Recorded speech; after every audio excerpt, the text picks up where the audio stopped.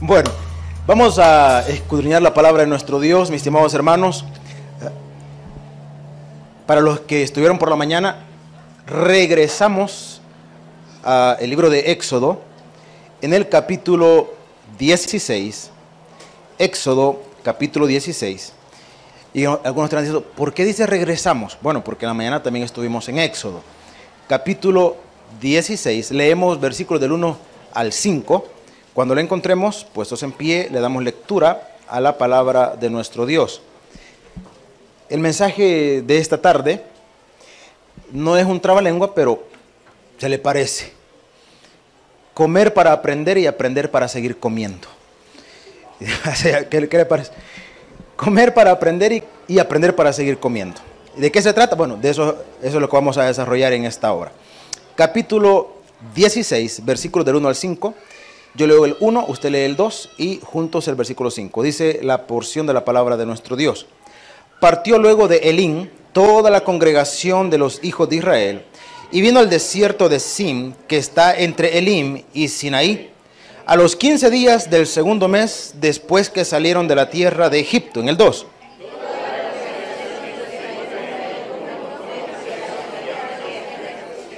Y les decían los hijos de Israel, ojalá hubiéramos muerto por mano de Jehová en la tierra de Egipto, cuando nos sentábamos a las ollas de carne, cuando comíamos pan hasta saciarnos, pues nos habéis sacado a este desierto para matar de hambre a toda esta multitud, en el 4.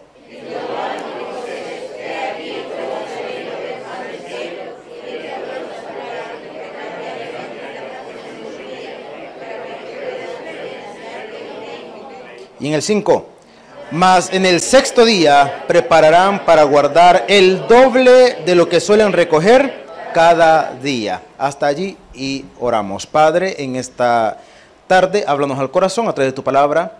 Queremos aprender más de ti. Te suplicamos que sea tu Espíritu Santo tomando la dirección de esta meditación y que al final, cuando nos retiremos de este lugar, lo hagamos edificados, fortalecidos con tu palabra y con una enseñanza práctica para nuestra vida. Te lo pedimos en el nombre de Jesús. Amén y amén. Podemos tomar otros asientos, mis estimados hermanos. Como ya pudo usted percatarse, el pasaje que hemos leído hace referencia a aquel acontecimiento en donde el pueblo ya estaba en el desierto y tuvieron hambre, cosa que es muy lógico, muy normal. El problema no es la necesidad que experimentaron, en ningún momento ese es el problema. Aquí el problema era que aquel pueblo, en lugar de venir y clamar o pedir a quien debían, comenzaron a hacer, hermano, todo lo contrario. A mí siempre me gusta ejemplificarlo porque considero que es lo más parecido a una relación nuestra para con Dios, el ejemplo de casa. Imagínense que su hijo tiene hambre y en lugar de venir su hijo donde usted como padre o como madre decirle, papá, mamá, tengo hambre, comienza a decir, en esta casa nunca hay nada, uno se puede morir de hambre aquí a nadie le importa, sí, como no lo quieren a uno, mejor me hubiera muerto chiquito y no sé qué. Y si esa fuese la condición, ¿cómo reaccionaría usted ante eso? ¿Cómo reaccionaría usted al escuchar que su hijo comienza a murmurar, a quejarse de esa manera? Muchas madres cariñosas inmediatamente le imponen mano a puño cerrado, ¿verdad? Monobayunco. Mejor dime que tenés hambre, no estés ahí murmurando cosas. Pues, si a usted le parece que fuese eso de mal gusto, fue exactamente lo que el pueblo hizo cuando estaba en el desierto. En lugar de clamar a Dios por la necesidad que ellos estaban experimentando, comenzaron a murmurar. ¿Qué comenzaron a decir, hermanos? Pues ya estábamos mejor en Egipto. Allá sí había que comer, no como aquí. Nada. Allá sí nos daban a mediodía gaseosa. Aquí solo agua le meten a uno. Hermano, y comenzar a murmurar y a decir un montón de situaciones. Ahora, Dios, mis estimados hermanos, dio la provisión, y todos conocemos la historia. ¿Qué les mandó Dios, hermanos? El maná. Y siempre hemos dicho que hay que leer la escritura para poder comprender algunas cosas. Siempre pregunto, ¿qué significa maná? Maná, para algunos, no significa pan caído del cielo. Eso no significa. Que algunos entenderán que eso era, está bien, pero eso no significa maná. Simplemente cuando Dios hizo descender ese alimento, el pueblo se sorprendió porque era algo que nunca habían visto. Entonces simplemente exclamaron y dijeron, ¿qué es eso? Entonces la palabra o el término maná simplemente significa ¿qué es eso? Entonces, ¿qué comían? Ellos no sabían, pero comían, hermano. Ellos no sabían, no lo identificaban. Entonces, la provisión del maná fue literalmente una bendición para suplir una necesidad física. Fíjese bien, el maná fue una provisión, una bendición para suplir una necesidad física. ¿Qué tenían ellos, hermano? ¿Qué tenían ellos, hermano? Ay, Señor, aquí también quizás en este pueblo. ¿Qué tenían ellos, hermano? Hambre. Tenían hambre. Es que ustedes me hacen sentir mal a veces, fíjense, de plano, un día me van a quebrantar aquí enfrente y va a ser culpa de ustedes. El pueblo tenía hambre. Entonces, para suplir esa necesidad, Dios les dio el maná, suplir una necesidad física. Pero como Dios es tan maravilloso y tan perfecto, y Dios, hermano, no sé si decirle por vocación o porque es una de sus profesiones favoritas, Dios es maestro. Entonces dijo, voy a aprovechar esta condición, esta circunstancia, para darles una gran lección a este pueblo. Ese pueblo que necesitaba aprender. Ahora, ¿qué necesitaba aprender? Eso también lo vamos a ir desarrollando. ¿Qué es lo que necesitaban aprender? Entonces, Dios, hermano, dio la provisión, dio la bendición para suplir una necesidad física, pero también para aprender una gran lección espiritual. Suplió una necesidad física y dio una gran lección espiritual. Mis estimados hermanos, lo primero lo vemos en los versículos 2 y 3. A ver, leámoslo por favor. Dice la palabra del Señor.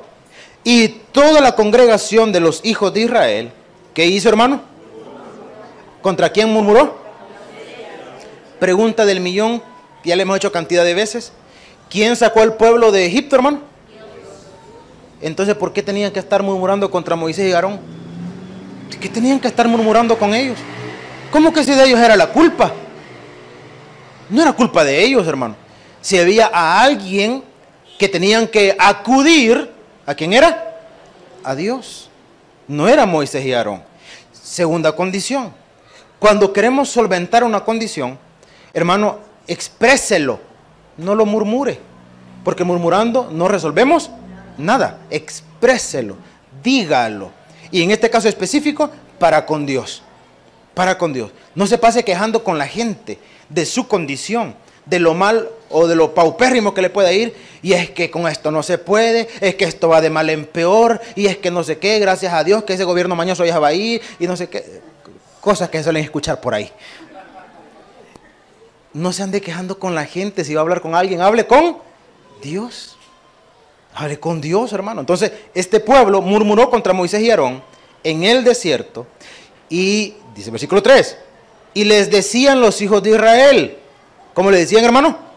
Ojalá. Ahora, me encanta porque esta palabra, esta es cápsula cultural, hermano. ¿Sabe usted que la palabra ojalá no es una palabra de origen español? Es una palabra, es una palabra de origen árabe, que cuando los árabes dominaron buena parte de España, fueron introduciendo palabras que se fueron fundiendo con el español. Entonces la palabra ojalá simplemente significa ojalá que sea como Alá quiere. Eso significa la palabra ojalá, que sea como Alá quiere, o sea como Alá quiera. Eso significa la palabra ojalá. Entonces, aquí si lo tradujéramos sería, efectivamente, en una traducción más propia nuestra diría que Dios hubiese querido que nos hubiéramos muerto por mano de Faraón allá en Egipto, o por mano de Dios, que Él hubiese querido que nos muriéramos allá. Entonces dice la expresión, ojalá hubiéramos muerto por medio de Jehová en la tierra de Egipto, cuando nos sentábamos a las ollas de carne, cuando comíamos pan hasta saciarnos, pues nos habéis sacado de este desierto para matar de hambre a toda esta. fíjese qué condición tremenda, porque el pueblo comenzó a murmurar y comenzó a decir, sí, allá teníamos carne, allá comíamos esto, allá estábamos mejor y no sé qué. Mi condición era mejor antes cuando no estaba cerca de Dios, y que estoy cerca de Dios parece que las cosas van de mal en peor, parece que la condición no mejora, antes estaba mejor. Momento, el pueblo pensaba o reflexionaba que su condición era más favorable antes, pero se les olvidó algo, hermano. ¿El qué se les olvidó? ¿Que eran ellos en Egipto, hermano? Ellos no tenían potestad sobre sí mismos, hermano. Porque un esclavo no tenía potestad en absoluto, pero ni siquiera de su propia vida. Ni siquiera de eso tenían potestad. Pero ellos simple y sencillamente, hermano, comenzaron a reclamar, comenzaron a quejarse, porque aparentemente su condición ahora era desfavorable. Aparentemente. Pero le dije, Dios no hace las cosas a medias. Dios tiene en todo, hermano, tiene en todo algo planificado. Entonces, cuando Dios hizo pasar a este pueblo, hermano, por la necesidad, tenemos que entender algo que también en algún momento le hemos reflexionado. En la necesidad podemos aprender grandes lecciones. En la necesidad podemos aprender grandes lecciones. Ahora, para poder aprender, alguien podría decir, bueno, ¿y qué puedo aprender yo en la necesidad? En primer lugar, en la necesidad, y en función a este texto, en la necesidad podemos aprender que el que tiene el control, ¿quién es, hermanos? Es Dios. Porque hay gente que ha experimentado momentos complicados, momentos difíciles en cualquier área, hermano. En la economía. Pero llegar a un punto de aquellas acabazones, hermano, pero de aquellas acabazones en donde usted llega al momento que dice, bueno, ¿y aquí cómo está la situación? El recibo de la luz y el recibo del agua se le vencen el mismo día. La refri parece coco, solo agua tiene adentro. Se le acabó el gas. Usted dijo, bueno, el pollito que anda por ahí, perdón, no pollo, gallina, ya le voy a explicar por qué. La gallina que andaba por ahí dijo, bueno, a la gallina le va a tocar. Y se enculeca la gallina, hermano. Y dicen que culecas hacen daño. Usted me confirma si eso es verdad o no. Entonces, hermano, y parece que toda aquella condición, parece que, bueno, está lloviendo sobre mojado. Y usted dice, ¿y cómo voy a salir de esto? ¿Cómo voy a salir de esto? ¿Cómo voy a hacer con esto? Y por supuesto, claro que se va a preocupar, claro que se va a angustiar, pero de repente usted no sabe ni cómo. Usted va saliendo con todo, hermano. Usted va saliendo con todo. De repente usted se va dando cuenta que nunca aguantó hambre. Se dio cuenta que no se le endosó el recibo, no vino el segundo mes con el doble. Y de repente usted solo se sorprende y dice, y bueno, ¿y cómo es que logramos salir con esto? ¿Cómo es que logramos salir? Entonces, aunque experimentó la necesidad, aunque experimentó la preocupación, usted va reconociendo que quien sigue teniendo el control, ¿quién es? Es Dios. En la enfermedad, cuando probablemente no alcanza para pagar un médico especialista, cuando tiene que ir a hacer grandes colas, o sea, al seguro, o sea, a un hospital nacional, en donde le pidieron un medicamento caro. Fue al hospital esperando que le dieran medicina. ¿Y qué le dieron, hermano? La milagrosa, la que cura todos los males habidos y por haber, acetaminofén. Y resulta que usted resignado se tomó la acetaminofén y le hace efecto a usted. Y le hace efecto y dice, qué buenas son las acetaminofén, de veras, quizás es milagrosa, como dice el pastor. No fue la medicina. Usted identifica que ahí no hubo otra mano que la mano de Dios. ¿Cuándo lo reconoció? ¿Cuándo lo identificó? En la necesidad. En la necesidad. Hermano, hay personas que no pueden pagarse un tratamiento caro. No tienen los recursos. Y se sanan, hermano.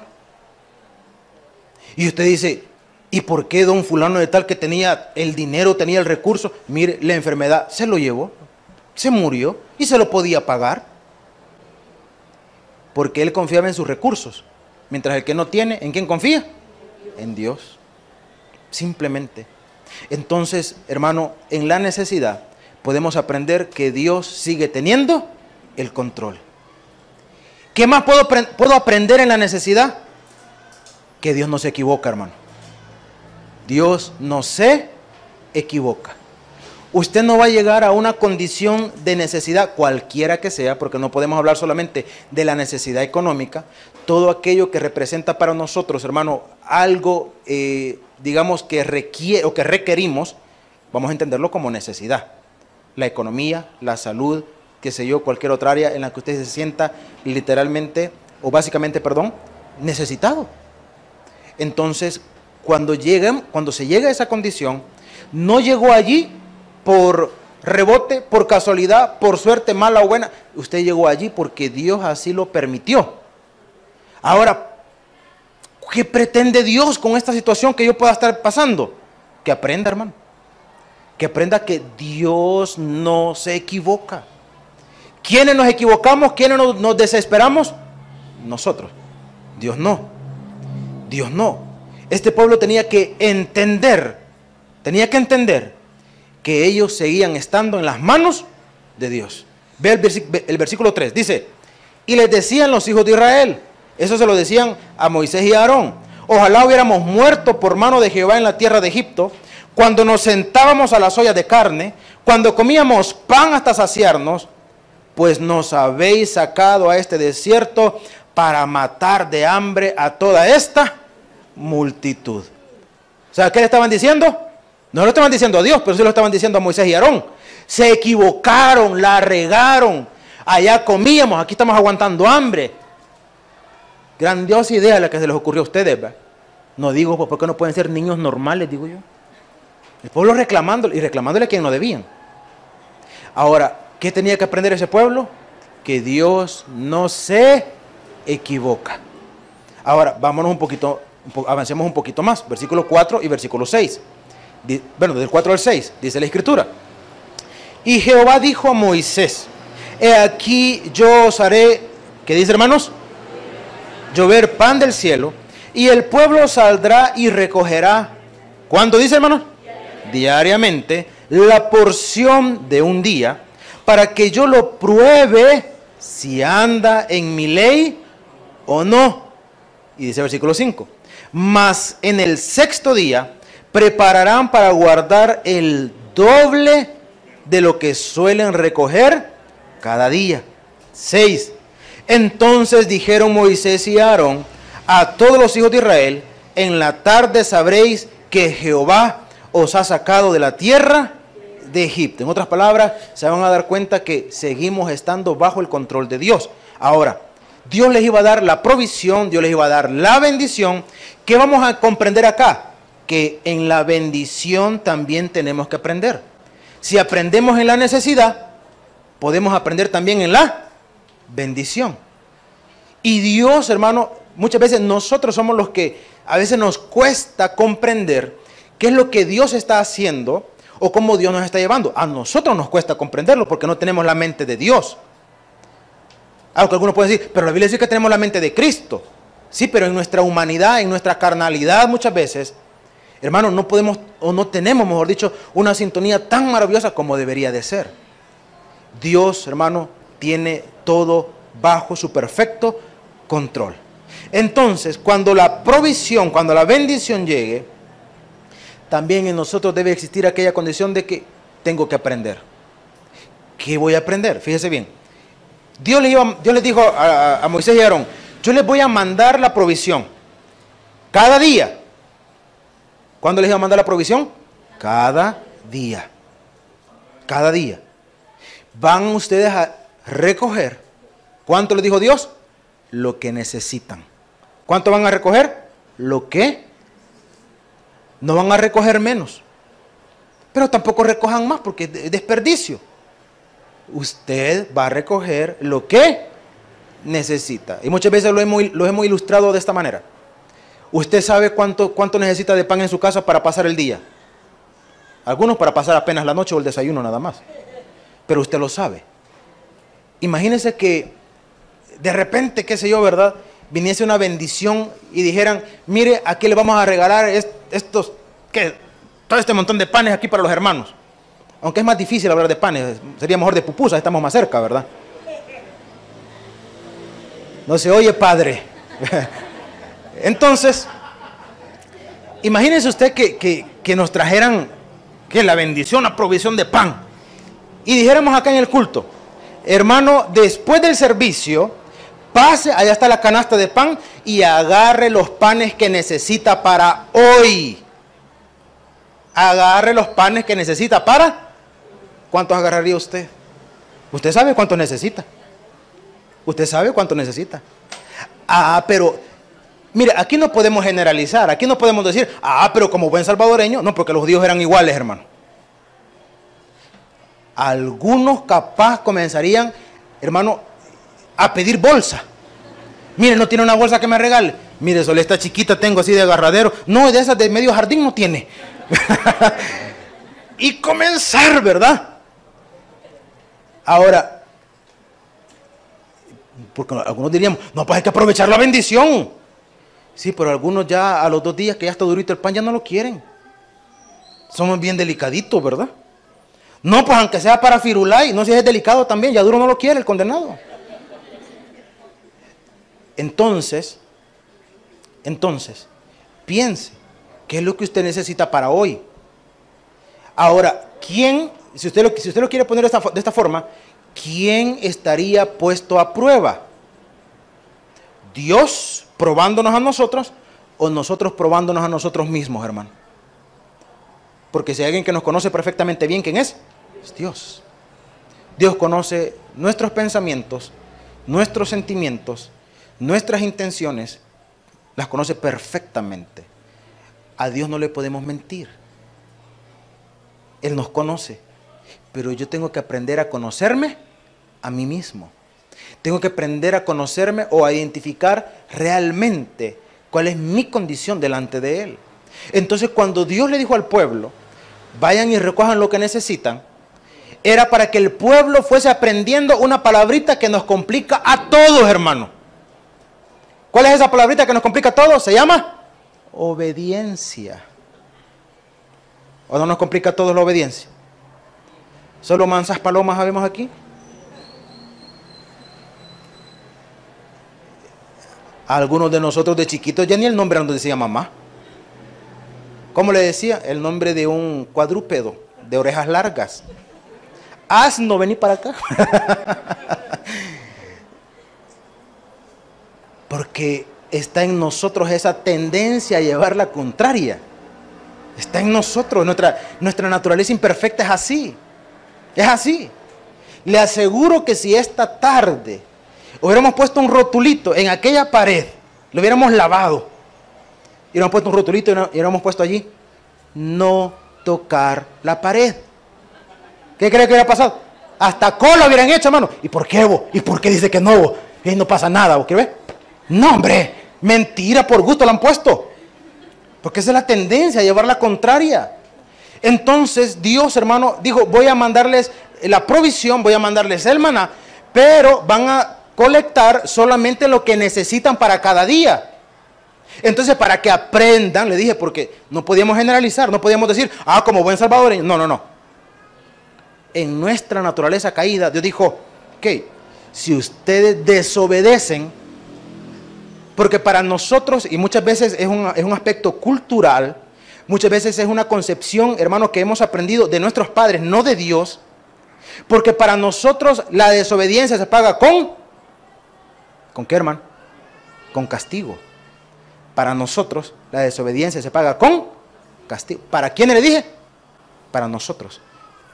Yo no le dije para Dios. Dios tiene, o mejor dicho, Dios es tan creativo que Dios no se complica la existencia, hermano. Dios dijo, bueno, ustedes si hacen caso, nítido, van a ir aprendiendo. Pero si no hacen caso, no, Dios no dijo, los voy a castigar. No, lo que han agarrado de más simplemente se les va a arruinar y ya estuvo. Ahora, si usted insiste en llevarle la contraria, pues entonces simple y sencillamente en su casa se va a ir llenando, y estoy hablando en el contexto de ellos, en su casa se va a ir llenando ¿de qué? De pudrición. Simplemente. Pongamos el ejemplo del pan otra vez. Ahí está la bendición de pan, hermano, agarre los panes que necesita para hoy. Y usted dice, no, verdad, hay que aprovechar la bendición. ¿Y qué tal si mañana hay más? Pues deme otra de medio jardín. y a echarle. Y después de 3 días, ¿qué va a tener en su casa, hermano? A menos que usted pueda hacer budín, lo felicito, pero lo contrario, lo va a botar. Simple y sencillamente, lo va a botar. Nuestro pastor general decía algo que creo que tiene mucha razón. Mucha razón. Él decía, vaya y revise en su closet. Aquí lo traducimos diferente. Vaya, revise en su closet, chifonier, ropero, tumbilla o caja. Vaya y revise. Y si tiene algo allí que tiene más de 6 meses de no ponérselo, regálelo. Usted no lo necesita. Usted no lo necesita. No lo necesita. Pero algunos siguen esperanzados. No, es que yo tengo la esperanza que algún día este talla 28 me va a volver a quedar. No, hombre, regálelo. Regálelo. Y tiene ya 6 meses, regálelo. Ahora, no se trata de simple y sencillamente decir, y me tengo que desprender de esto. No. Simplemente se trata de ubicar un principio en la naturaleza, un principio sencillo. ¿Cuál es ese principio sencillo? Hermano, la diferencia que marca el agua retenida con el agua que corre es una. ¿Cuál es la diferencia? Que el agua retenida produce mal olor. Y el agua que corre, cuanto más corre, más se purifica. No crea usted que los ríos son un producto de un accidente, ¿verdad? O para que se viera bonito en la naturaleza. No, es el plan perfecto de Dios para que siempre pudiéramos tener agua purificada. ¿Y qué es lo que purifica el agua de los ríos? La arena y las piedras. Y cuanto más corre, más se purifica. Entonces, cuando usted deja ir aquello que tiene allí guardado mezquinamente, y cuando usted, hermano, hace partícipe de esa bendición a los demás, ¿qué cree que va a pasar, hermano? Un principio bien sencillo. ¿Qué cree que va a pasar? Lo que va a pasar es que usted va a seguir, como he dicho, va a comenzar a recibir más. Va a comenzar a recibir más. Yo he llegado en todos estos años que el Señor me ha permitido servirle, yo he llegado a una comprensión bien sencilla, que muchas veces la gente que se muestra mayormente generosa no es la gente que puede, es la gente que quiere. Se lo repito. Muchas veces la gente que se muestra mayormente generosa no es la gente que puede, es la gente que quiere. Porque hay gente que tiene necesidad. Tiene necesidad. Y siempre tienen un plato adicional de comida para cualquiera que necesita. Y hay otros que prefieren botarla. Entonces, hermano, cuando Dios mandó la provisión, el propósito era que en esa bendición ese pueblo también pudiera aprender. Ese pueblo también pudiera aprender. Dios nos está mandando que recojamos lo de cada día, pues entonces tengo que aprender a ser obediente. ¿Qué voy a recoger? Lo de cada día. Así mandó Dios. No, pero y mañana no te preocupes. Dios dijo que lo del día. Y si Dios dijo que lo del día, es porque Él ya tiene planificado lo que va a hacer mañana. Yo siempre le voy a insistir, nunca se vaya a la cama con hambre teniendo para comer, hermano. Dele con todo. Si tiene hambre. No es tarea acabarse todo en la cocina por capricho. El pastor dijo ahí que venga para acá. No, yo dije si tiene hambre. Si tiene hambre. No nos vaya a la cama con hambre. Porque a veces nos llaman la atención. Muchachitos, pensá en mañana. Cada día trae su propio afán. Y si Dios proveyó para hoy, Dios será fiel en proveer para mañana. Porque usted pensando en que mañana a saber qué nos va a deparar, guardó el pedacito de queso, el último puchito. Porque ni modo que con este poquito de queso nos defendemos mañana. Llegó en la noche el gato, se lo voló, ni se lo comió usted, y el gato lo dejó a medias. Hermano, cuando Dios les dio la orden de lo que iban a colectar, el propósito era que ese pueblo aprendiera, le dije esa palabrita complicada para nosotros, que el pueblo aprendiera a ser ¿qué? Obediente. Que el pueblo aprendiera eso. Entonces por eso dice la palabra, versículo 5, fíjese bien, versículo 5. Mas en el 6º día prepararán para guardar el doble de lo que suelen recoger cada día. Hermano, es que la instrucción de Dios es precisa. Dios les dijo, van a recoger lo de cada día, Pero el sexto día, ¿qué les dijo? Recojan el doble. Entonces a veces la obediencia a medias también es desobediencia, hermano. Porque ¿qué pasaría o qué hubiese pasado o probablemente sucedió? Que la gente colectó lo de cada día y llegó el sexto día y Dios había dicho, ahora recojan el doble. No, pero siempre que recogemos un poquito más se arruina. Entonces no, recojamos lo de cada día. De todos modos, en estos días ha caído el agua siempre. Es para entendidos los que vimos aquí en los planes donde lo que menos hay es agua, bárbaros. Entonces, no, pues Dios mandó la provisión para cada día. Entonces, no, ya estamos cayendo todos los días. Ya no llenemos la pila. Ya no. Pero Dios ya había dicho que recogieran el doble. No, pero cuando recogemos el doble se arruina. Sí, pero todos los anteriores días. Pero el sexto día dijo Dios que el doble. No, si mañana también va a caer. Entonces solo recogieron lo del día. ¿Y qué pasó el día siguiente? No cayó. No cayó. Entonces ahí viene una cuestión bien sencilla. ¿Por qué aguantaron hambre, hermano? ¿Porque Dios es malo? Porque a veces nos cuesta captar el mensaje de Dios. Pero cuando somos irresponsables, en lugar de asumir que nosotros nos equivocamos, o que yo fui desobediente, en lugar de eso, hay algo mucho más fácil. Dos cosas mucho más fáciles. Número uno, echarle la culpa a alguien más. Mira, y vos recogiste el doble. Sí, yo sí. ¿Y por qué no me dijiste? Ya ves qué mal amigo sos, me hubieras dicho. No, pero si Dios ya había dicho. No, pero vos tenías que decirme a mí. No, ¿y por qué te iba a decir yo si Dios había dicho? No, mal amigo que sos. Menos mal que sí que sos michero. Y la vez pasada yo te di de mi maná, yo te di también. Segundo, si no encontramos a quien echarle la culpa en la tierra, ¿a quién le echamos la culpa, hermano? A Dios. Porque si Dios fuera bueno, no hubieran niños sufriendo ahí en la calle. Porque si Dios fuera bueno, no pasara esto, no pasara aquello otro. Todas las cosas trágicas de los que muchos acusan a Dios, no es culpa de Dios. Es culpa simple y sencillamente, hermano, de la condición del individuo que no lo toma en cuenta a Él. Como dice la carta a los romanos, que prefirieron darle honra a las cosas creadas antes que al Creador. Porque profesando ser sabios, se hicieron necios. Y le echan la culpa a Dios. En el huerto del Edén, ¿quién fue el culpable, hermanos? En el huerto del Edén, ¿quién fue el culpable? Dios. Eva.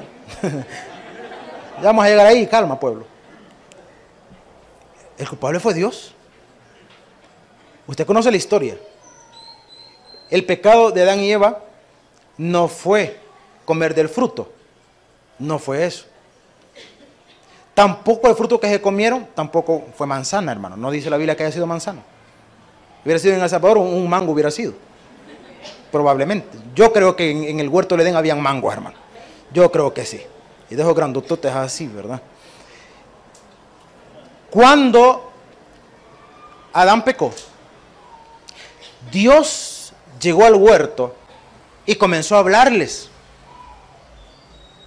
Y le dijo, ¿dónde estás tú? Adán en una mentalidad ingenua, ¿qué hizo, hermano? ¿O qué estaba haciendo? Se escondió.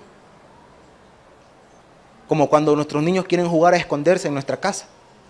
Y el bicho sale a esconderse para que usted no lo vea, está debajo de la mesa. Y la mesa no tiene mantel. Y el niño ya tiene 16. Entonces, el papá o mamá, en un juego de afecto, en un juego de ternura, comienza quizás a preguntar, a jugar. Papá o mamá sabe dónde está la criatura, sabe. Si ya le vio el 40 que tiene afuera, ya lo vio. Entonces comienza a preguntar, ¿dónde está mi niño? ¿Dónde está el bebé? Comienza a preguntar, no porque no lo haya visto, porque está jugando con su hijo. Dios comenzó a decir, Adán, ¿dónde estás? Y de repente sale aquel de campeón y dijo, Señor, tuve miedo y me escondí. O sea, creía que se podía esconder de Dios. Entonces, Dios le dijo, ¿por qué tuviste miedo? Que estaba desnudo. Y no es que Dios no supiera. Es que Dios estaba esperando la oportunidad hermano, que su creación viniese delante de él y le dijera, Señor, la regué. Perdóname, la regué.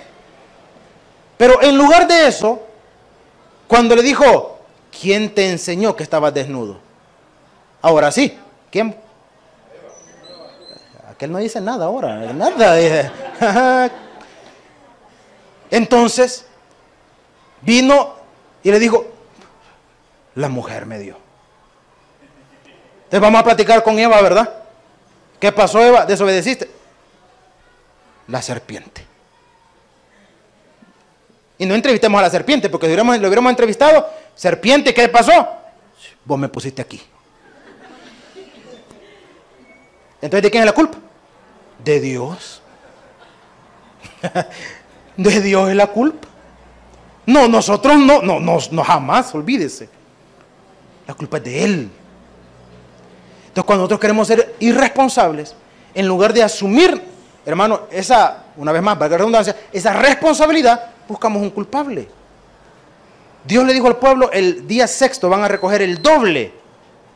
Y si alguno de ellos no hizo caso, el siguiente día aguantó hambre y en lugar de decir, no, yo la regué porque Dios dio la instrucción y yo la desobedecí. No presté atención, no le hice caso, ignoré la instrucción. En lugar de reconocer eso, entonces mejor busquemos culpables. El que está más próximo, vos no me dijiste, me hubieras insistido, hubieras guardado mi parte, ya que somos amigos, me hubieras hecho el favor. Lo decía en El Salvador, o versión salvadoreña hablan hoy, me hubieras hecho el paro. Y si no, qué bárbaro, qué malo es Dios, mira cómo nos hace aguantar hambre. No, mejor matame de una vez, Dios. Hay que buscar un culpable. En la bendición también se aprende. ¿Y qué voy a aprender en la bendición? Obediencia. La instrucción de Dios, y esto tenemos que entenderlo, la instrucción de Dios, hermano, no es para amargarle la vida a nadie. La instrucción de Dios no es para amargarle la vida a nadie. No, pues que la Biblia solo prohibiéndole cosas a uno pasa. No, para nada, en ningún momento. La Biblia lo que hace, y muchos lo comparan de una forma muy interesante, lo compara como las señales de tránsito. ¿Qué hacen las señales de tránsito, hermano? Para el conductor, advertirle. Advertirle. Si nosotros las ignoramos, la señal de tránsito va a seguir estando allí. El mensaje va a seguir estando allí. El que, al desatender esa indicación, el que va a sufrir las consecuencias, ¿quién es? Yo. La Biblia no está para que vivamos restringidos, oprimidos o mortificados. La instrucción de Dios está allí, hermano, para vivir bien. Simplemente, para vivir bien. Si usted la acata y aprende que esta instrucción no es para desgraciarnos la existencia, sino para bendecirnos, muchas cosas en nuestra vida van a cambiar. Pero si nosotros no la consultamos, la ignoramos, la hacemos a un lado o religiosamente creemos de que solamente con el hecho de estar aquí eso basta y sobra, entonces las probabilidades, mis estimados hermanos, de que fracasemos son muchas. Son muchas. Este pueblo tuvo que aprender, tuvo que comer para aprender. Y tuvo que aprender, ¿para qué? Para seguir comiendo. Porque si no guardaban en el sexto día la doble porción, ¿qué iban a aguantar el siguiente día? Hambre. Y si guardaban durante los anteriores días, guardaban el doble para el siguiente día, ¿qué iba a pasar? Se les iba a arruinar. Entonces el pueblo tuvo que aprender en la necesidad y aprender en la bendición. ¿Para qué o con qué propósito? Con el simple y sencillamente propósito de estar bien mientras Dios los llevaba al lugar, hermano, que les había prometido que les iba a dar. Para nosotros, ¿cuál es el propósito de Dios? Lo hemos dicho y hemos insistido cantidad de veces, que nosotros estemos bien mientras Él nos llama a su presencia. No, pero allá en el cielo, qué lindo va a ser en el cielo y aquí el cielo, qué lindo. Sí, pero mientras llega allá, también aquí en la tierra tiene que ser bonito, tiene que ser lindo, tiene que ser bueno, ¿Quién dice que hay que vivir aquí desgraciadamente para disfrutar allá? ¿Quién dice eso, hermano? Aquí también hay que vivir bien. No me canso de citarles las palabras de este predicador porque me encanta cómo termina su mensaje. Él siempre dice, la vida es buena, la eternidad es mejor. Y hay que estar preparados para las dos. Vivir bien en la tierra y, por supuesto, maravillosamente en la eternidad. Y ese es el propósito de Dios. Den un aplauso en esta tarde. Vamos a orar. Padre, buen Señor, en esta hora te agradecemos por este tiempo en tu casa, en tu presencia. Gracias porque podemos aprender de ti, Señor, porque podemos recibir de tu instrucción. En esta hora te suplicamos que seas tú ministrando cada uno de nuestras vidas, nuestros corazones.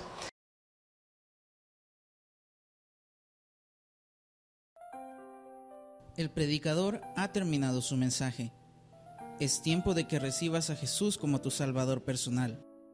Invócale de la siguiente manera: Señor Jesús, yo te recibo hoy como mi único y suficiente Salvador personal. Creo que eres Dios, que moriste en la cruz por mis pecados y que resucitaste al tercer día. Me arrepiento, soy pecador. Perdóname, Señor. Gracias doy al Padre por enviar al Hijo a morir en mi lugar. Gracias, Jesús, por salvar mi alma hoy en Cristo Jesús, mi Salvador. Amén. Ahora te invitamos a que crezcas en el conocimiento de las Escrituras. Congrégate con nosotros. Estamos ubicados en kilómetro 6,5, carretera a Los Planes de Renderos.